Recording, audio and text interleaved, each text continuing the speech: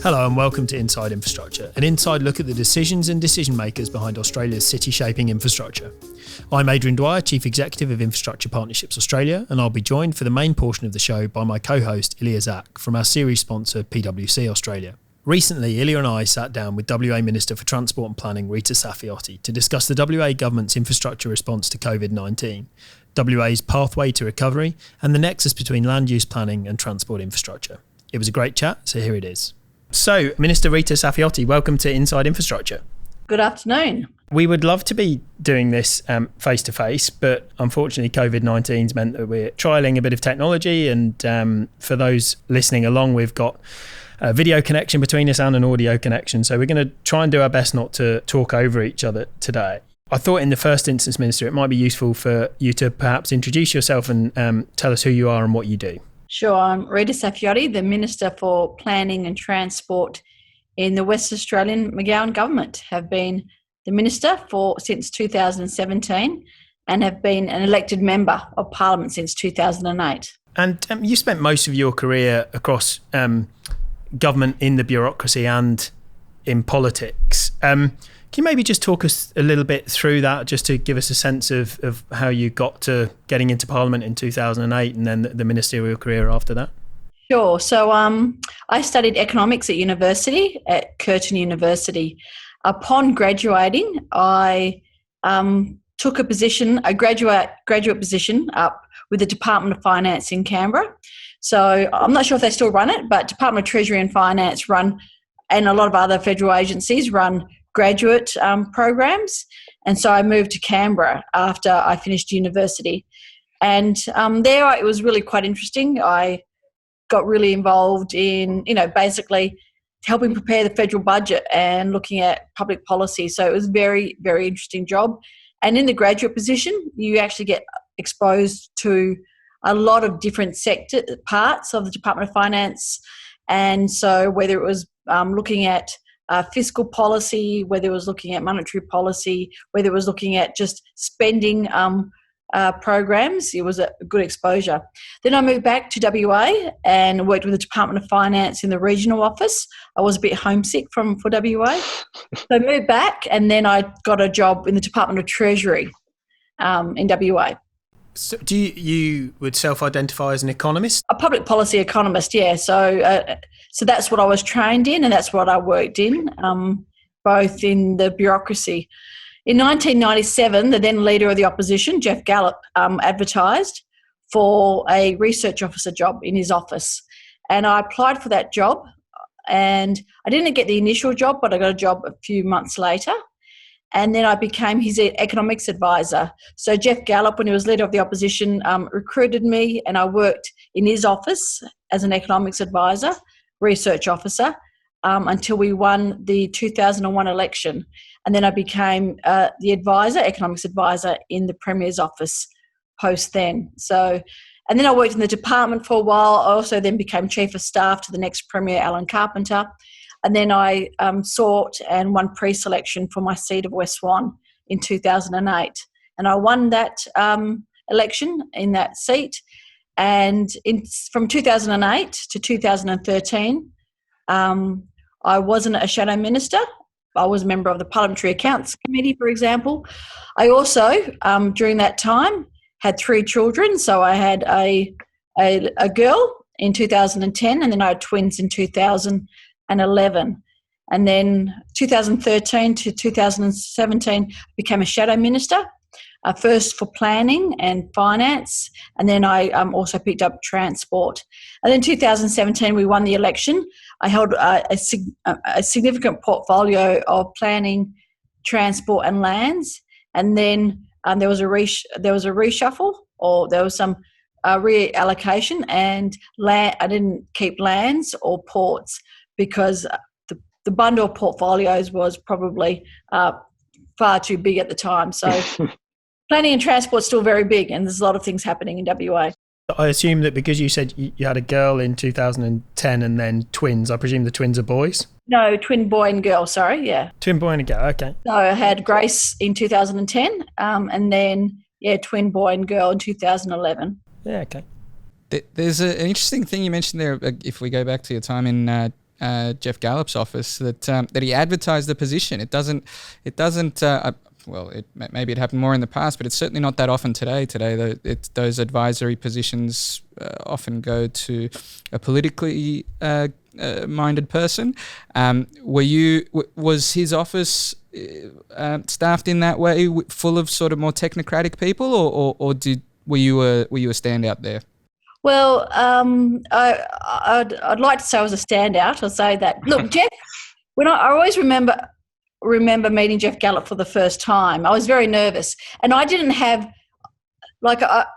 really have a background of politics. My parents were Southern Italian migrants. They weren't active in the political sphere in any way. That being said, my father was quite left-wing, but he was just left-wing. He wasn't a member of a political party or an organised group. So in my household, the concepts of fairness and opportunity and how lucky we were to be in Australia with all these opportunities compared to where he grew up was always sort of instilled in me. So I was very left-leaning. But I wasn't never any guild politics, school politics, was really sort of a novice at it. But when I worked in the Department of Finance in WA, when I transferred from Canberra, one of the fellow advisors in that office was a member of the Labor Party. She said, you should become a member of the Labor Party, which I did, but I wasn't a very active member. So I was a member of the active Labor Party when I went for the job with Jeff Gallup, but okay. It's a long story. I never put that on my resume because it was like, well, I didn't want that political affiliation to impact the job prospect. But when he interviewed me, and we started talking microeconomic policy and economic policy, it was very, very, I suppose, exciting for me. And he was very keen to have a technocrat on board, someone that understood budgets and the finances. And when I joined, it was just fantastic. I used to write him economic updates. He used to love them. And it was a bit unusual. It was very unusual to have someone from Treasury picked up in a leader of the opposition's office at the time. So it wasn't the norm. Is there any, I guess you got to, once you became Premier, you obviously got to work on some pretty substantial reform initiatives. Any in particular that stand out that you had a hand in, that you were proud of? I was a member of the ERC at the time. So I was not a member, sorry. I was an advisor that attended all the Expenditure Review Committee meetings. At that time, it was a very tough economic financial time. So in relation to reform, I've probably been involved more as a minister in directly implementing reform. But as an advisor, I think there were some significant decisions. For example, at that time, the funding and prioritisation of the Mandurah rail line I was involved in from an advisor point of view. So big infrastructure projects, some of the transformation of our regional ports like Geraldton. So as a economics advisor in that office, it was really focusing on budgetary policy and helping guide the state back into surplus, but also advising on some significant infrastructure spending. You would have been there in an interesting time when the GST issue was the exact opposite for WA from what it is today. Was it around that time WA was still receiving possibly a little bit more in GST than it collected, and then it maybe from that time onwards it completely flipped over? Well, I'm just going through my memory, but I was involved in the opposition as part of the campaign against the GST. Yeah. And one of the analysis we did, I always remember this analysis because I did it myself, from scratch, was the impact of the GST on the state's finances, because at the time, the GST replaced a number of state levies and taxes. And at the time, I remember the media statement we released that showed because of our high economic activity that we would be worse off under a GST, because we had the financial assistance grants. Then we had, I think it was the reallocation of the fuel levy and so forth. And so what happened was initially we were okay, and we had those transitional payments, as people may recall, for a number of years. But once those transitional payments fell away, our percentage started falling and falling and falling, because we were assessed as a like a state that had a huge capacity to collect revenue, but not as great a need as I think we ever really properly demonstrated. So as a result, as time wore on, our GST allocation was whittled away to became what it was, a ridiculous amount at the end before the GST fix.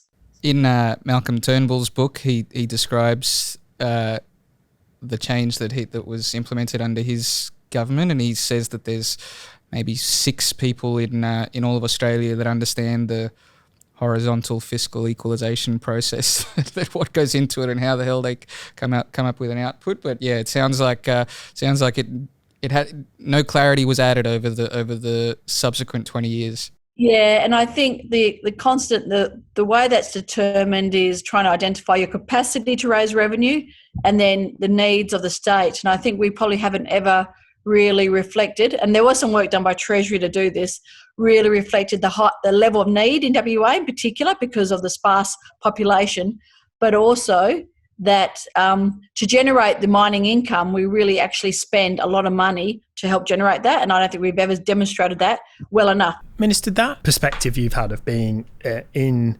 the permanent public service and then as a minister means that you're one of the rare people that's been both characters in Yes Minister, both the politician and the senior bureaucrat. Do you think that gives you, I guess from your seat now, a different empathy for the public servants that work for you, or a different relationship with them to what you'd have had you not had that background?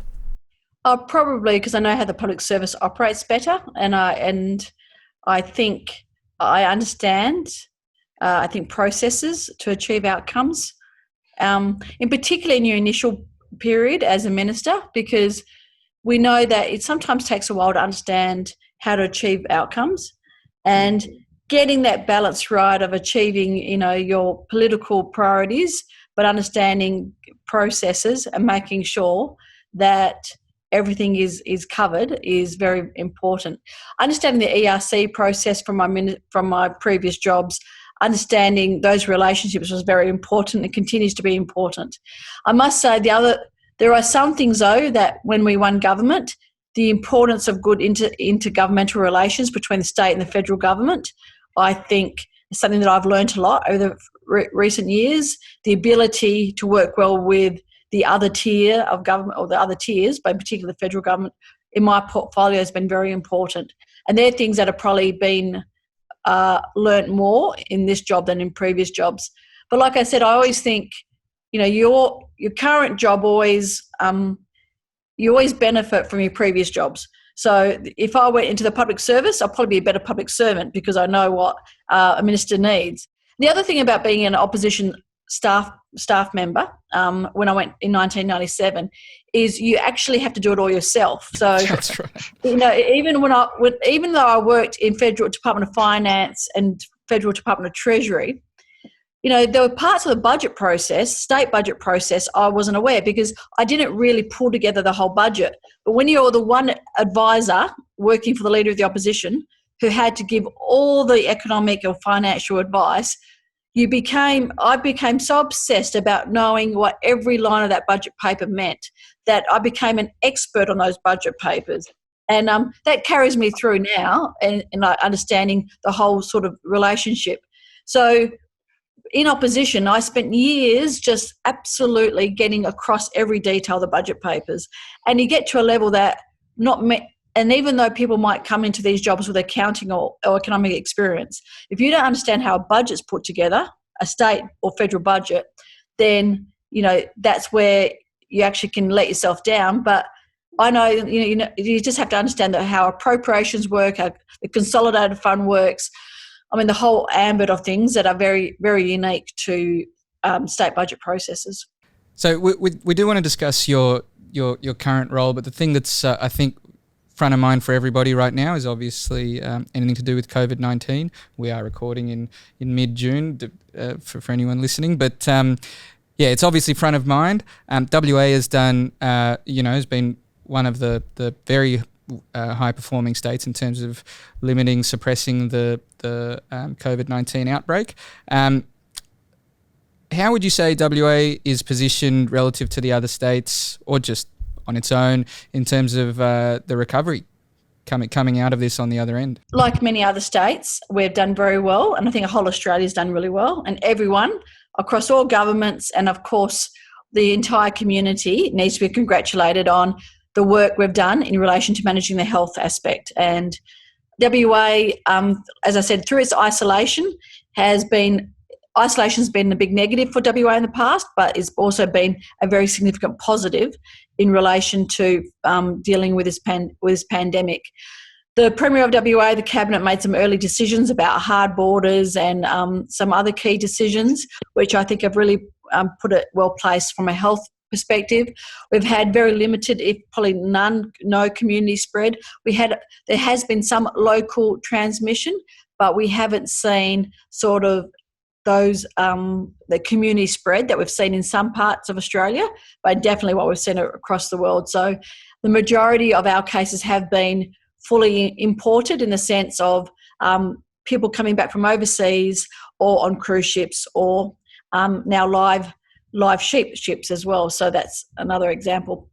So I think we've done well. As a result, we've been able to relax many of our restrictions a lot earlier than other states. So I think generally we're well placed, and I say it in a comparative way because if you were to say 5 months ago that this would be a great economy, you wouldn't want to accept it. But when you look about what's happening around the world, I think you have to be a realist in saying that we're doing pretty well.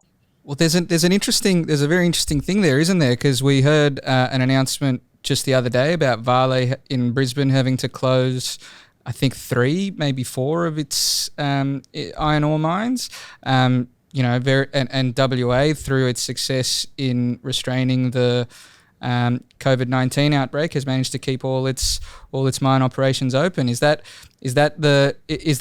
going to be, how important is that going to be in terms of getting WA out to the other side? It's very important, and the fact that the resources industry has been able to keep going through this crisis has really, in a sense, helped our financial bottom line that we're still able to export our iron ore in particular and our other resources. So that, in a sense, that trade impact, the fact that we've been able to continue the trade of resources, has meant that our economy has been able to sustain a level of activity. And in particular, the Premier is also Minister for State Development, and the priority was really working with the resources sector to facilitate their requirements, which was including, a bigger reliance on charter aircraft to isolate their workforce. A number of them did their own testing, which we facilitated because we know that they worked really strongly to try and protect their workforce from the COVID, but also we knew that a strong continuing workforce would help our economy. So that's been a significant, in a sense, benefit to WA.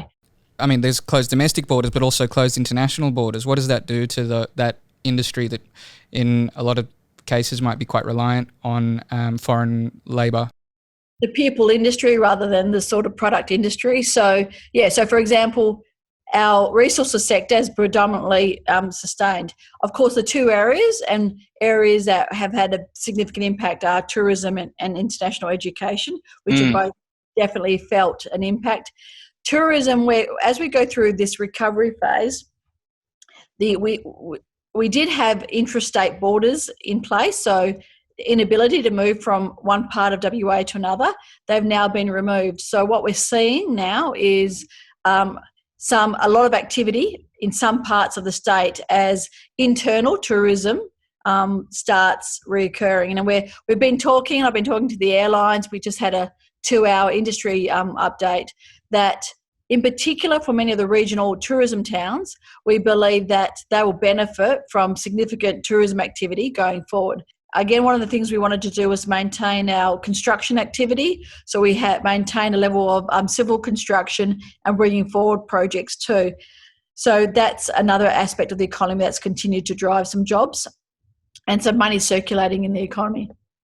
Minister, I'll come to the continuation of the existing pipeline in the future in a moment. You spoke in one of your earlier answers about the relationship with different levels of government and the importance of working together, and how to some extent you learnt that on the job as a minister.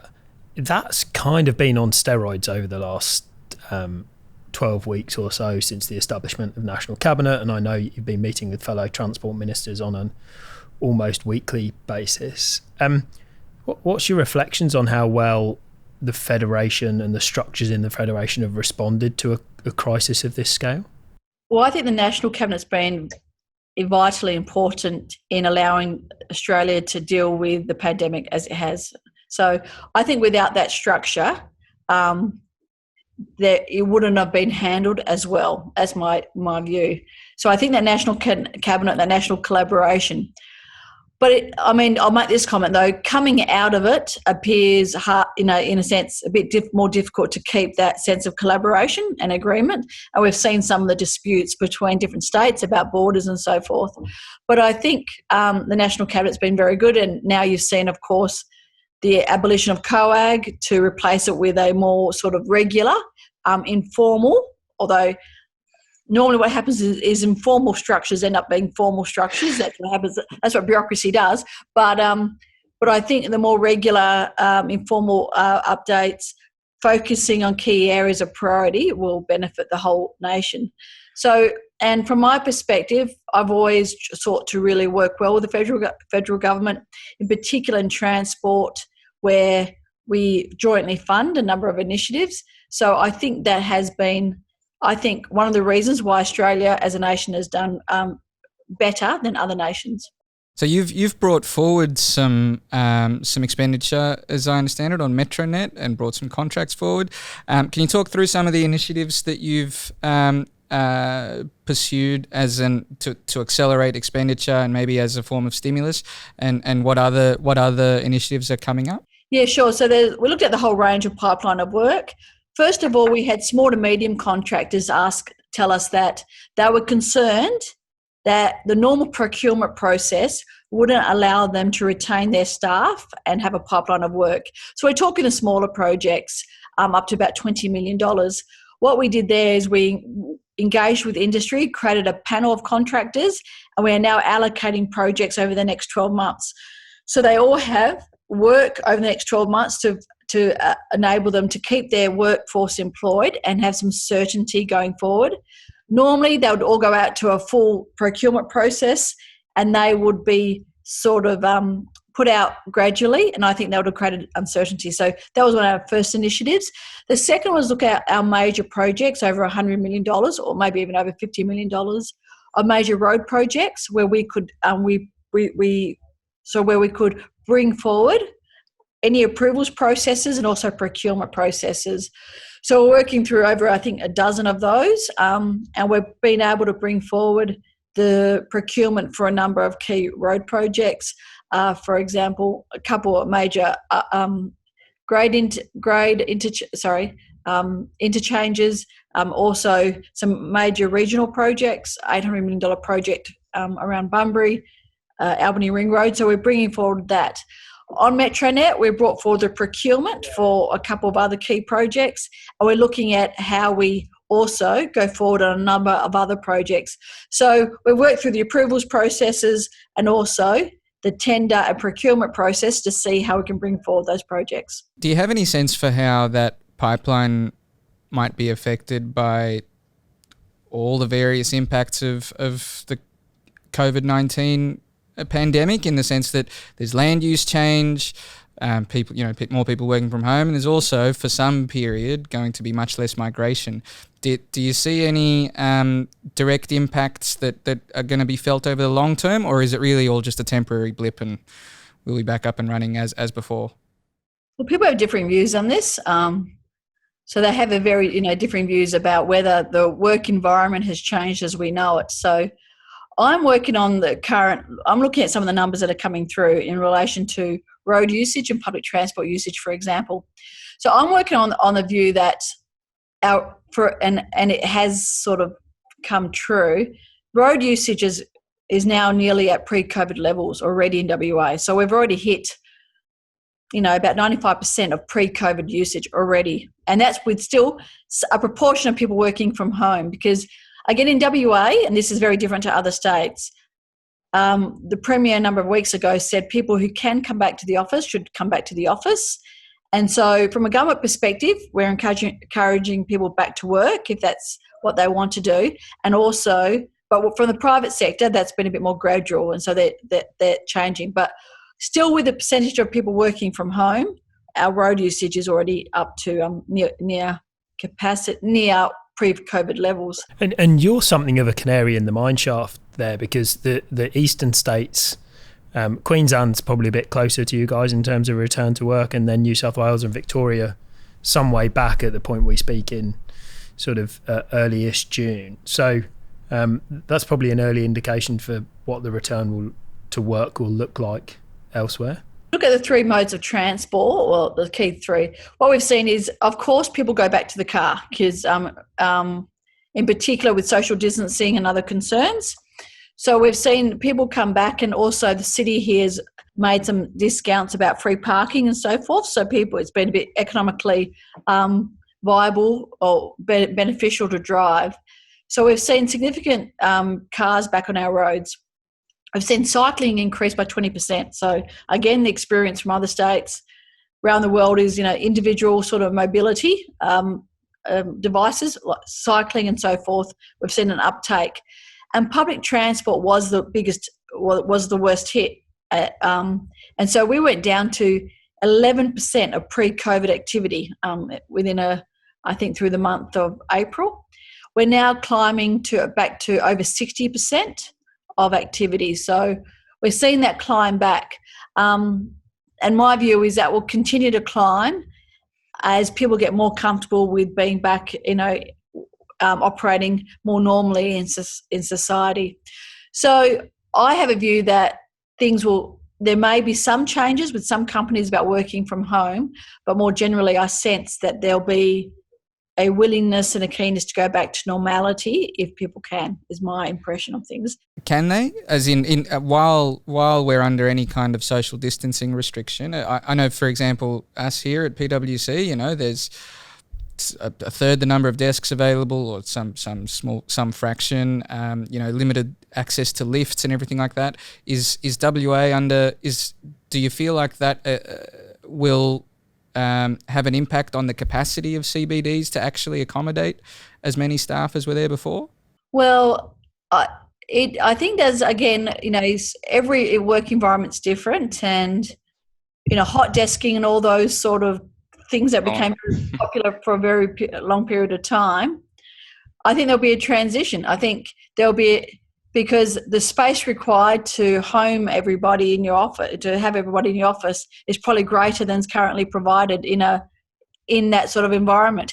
But again, the requirements of social distancing in WA are very different to the other states. So again, we've moved even from the 4 square metre rule in cafes to a 2 square metre rule. So again, it's a bit difficult because we're a bit more advanced in the relaxation to make generalised comments. But I do think, like I said, more generally, there'll be a return to normality over time. It's probably a good segue into your interesting portfolio in terms of how it compares to other jurisdictions, in that you've unified planning and transport within the same ministerial portfolio and as I understand it, same department as well. First of all, can you talk us through the background of that, and also what kind of impact it has on some of your transport project delivery, and any kind of planning outcomes that you deliver as a result of that combination? Yeah, they're not one department, but so WA is quite unique. We've got all of planning and also all of transport. So whether it's be road, rail, the operations, the infrastructure is all under one portfolio. So it is quite a significant portfolio.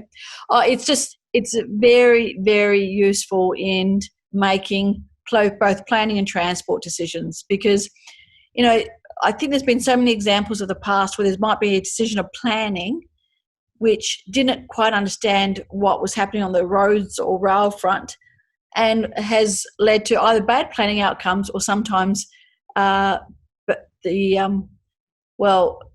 not the misuse, but the expenditure of public monies in a way that didn't need to happen in that sort of form. So can you talk through an example where something in the past hasn't worked as ideally as some of your decisions that you've had the chance to make currently? For example, where in the past the government sold off some land adjacent to what was going to be a rail hub, and a couple of years later that rail hub was eventuated and the government had to buy back the land about 4 times the price. So they're the type of things that are not a well-coordinated planning and transport effort will do. So it's about good expenditure of public money, wise wise expenditure of public money, and also again, because as the Minister for Planning, there is significant, in a sense, power about how you plan a particular suburb or city. And through having the transport knowledge, you're able to make planning decisions which create much better communities and much better outcomes. So I think, avoid sometimes the waste of public money, but also you get much better planning and transport outcomes if you can make those decisions jointly. Now, the other thing with my shared portfolio, my 2 portfolios, is there's a lot of interaction. Basically, every road decision has a land use impact, and every land use impact has every land use outcome has a transport impact. So they really work very, very well together. So is that the future? Should the rest of the states change?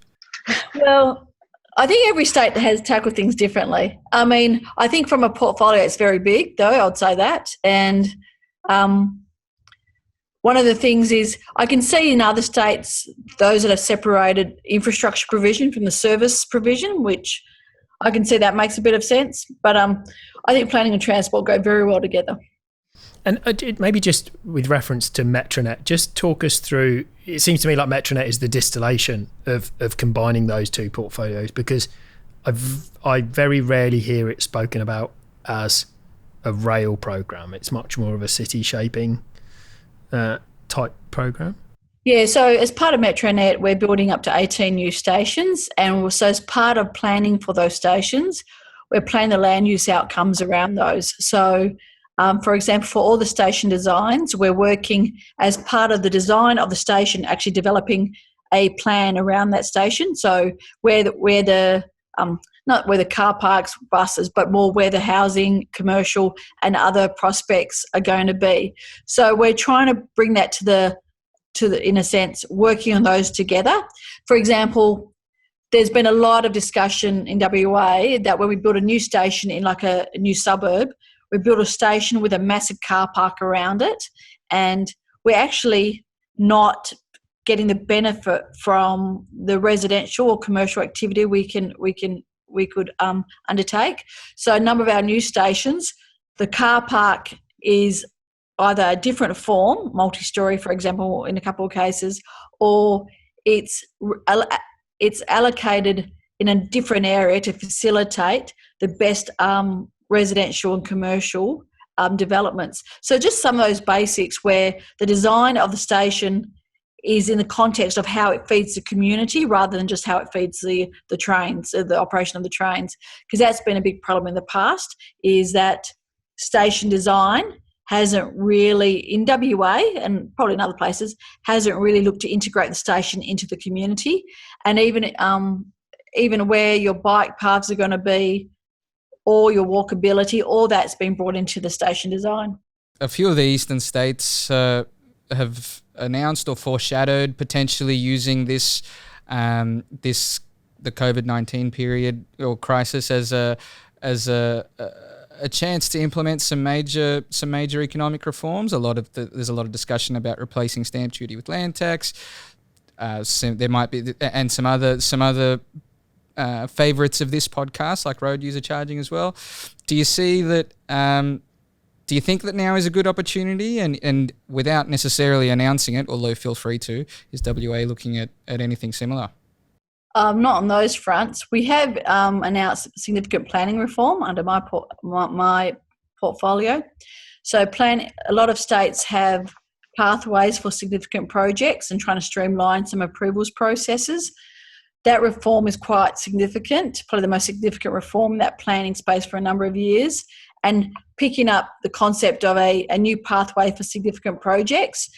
That's currently in the Parliament to be debated. It got through the lower house last week and 2 weeks ago, and we're looking at managing it through the upper house this next couple of weeks. That's probably something we've already brought in, and that's significant reform, facilitating new private sector investment, and they're the types of reforms in particular that I'm looking at, is reducing red tape, but really trying to streamline our approvals process to facilitate timely private sector investment. And you've done that as a result of the current political window, I guess? Yeah, or no, well, there's actually a new COVID, it's like a post-COVID significant project pathway that lasts for 18 months and then that drops away. So it's very much related to the economic recovery post-COVID. Are there any of the changes that you've made that you think, sort of the short-term tactical changes that have been made, do you think should persist? Well, we'll see. I mean, look, these are in WA planning, like I think all states, but in WA it's a very sensitive issue and there's very differing views. I'm not sure whether we're going to get it through the upper house. I hope we do. But I think we'll see how it goes. And we made a number of other planning decisions. So for example, we extended the time that you had to to develop a project by 2 years. So existing development applications were all extended by 2 years, just to make sure that if a project didn't go ahead because of a COVID impact, they still had more years to fulfill to implement their development approval. So as part of our reform, there's a post-COVID pathway for significant projects. Then there's a myriad of other reforms about supporting small business, changing their operations and reducing red tape across the entire planning portfolio. They're the long-lasting ones, and they're the ones currently subject to parliamentary and other debate. There's an inevitable, in large part temporary, but potentially a long-term drop in taxation revenue, as you know, while the global economy is slower. Although in WA that might not be the case with a very high iron ore price to some extent. Do you think that WA will need to maybe use some more PPPs than in the past to fund some of these projects or finance some of these projects, or is that not going to be affected? I don't think it's going to be affected. We had a very tight fiscal strategy when we won the election. From our perspective, we think our budget setting is pretty strong to allow us to fund our projects. The other thing, I think there was a change in accounting standards too, about 18 months ago, that changed how many of these, in a sense, non-government funded projects appeared on your balance sheet and net debt anyway, which impacted the ratings agencies' views on things anyway. So some of the benefits of some of these finance structures that have allowed government to enter into long-term arrangements and not reflecting net debt have now disappeared anyway. I'm very conscious of your time, but we always finish these podcasts with the same question of all of our guests, which is, what's your favourite sort of infrastructure and why? Oh, rail lines, because as a minister, roads are great, but rail lines are so exciting. And I've had the opportunity to be part of planning and delivering, I think, so far 5. And that's a huge opportunity that no other ministers had in WA. So the opportunity to help design the route, the station, the land use around it it's a dream come true. So they're very, very exciting. And also, I think as part of that, our rail car manufacturing plan, where we're bringing back rail car manufacturing to WA and looking at the new design of the trains, is pretty exciting. So it's the two parts of your portfolio, right? It's the transport piece, but it's the land use outcome and the city shaping piece. It all all be delivered, and especially the land use outcomes, which do take time. but in 10 or 15 years' time, just what sort of hub of activity, the local amenity, the beautiful sort of communities that are going to be produced from this, I think is something that inspires me. And I know, as I said, I won't be able to oversee it all because these things take many governments or many decades and some time, but I know in a future career or in a future life, I'll go past and see what has been the outcome of our work, and that'll be very, very exciting.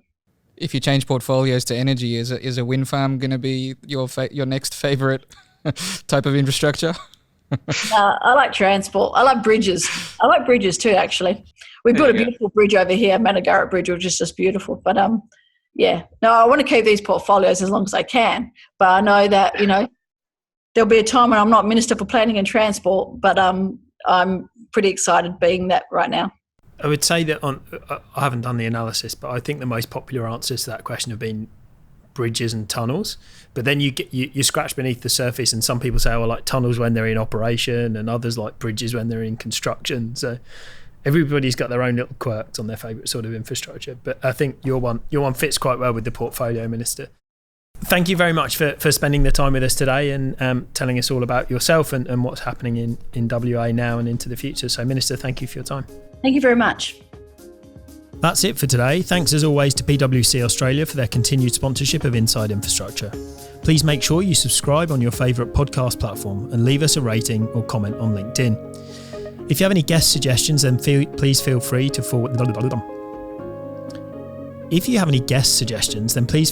send those to us, either to myself or Ilya. We've certainly appreciated the messages we've been receiving so far. This episode was recorded and edited by Adam Stevens from TAG, PwC's internal media agency. Research was conducted by Linda Bierschen, Brendan Pearce and Michael Player.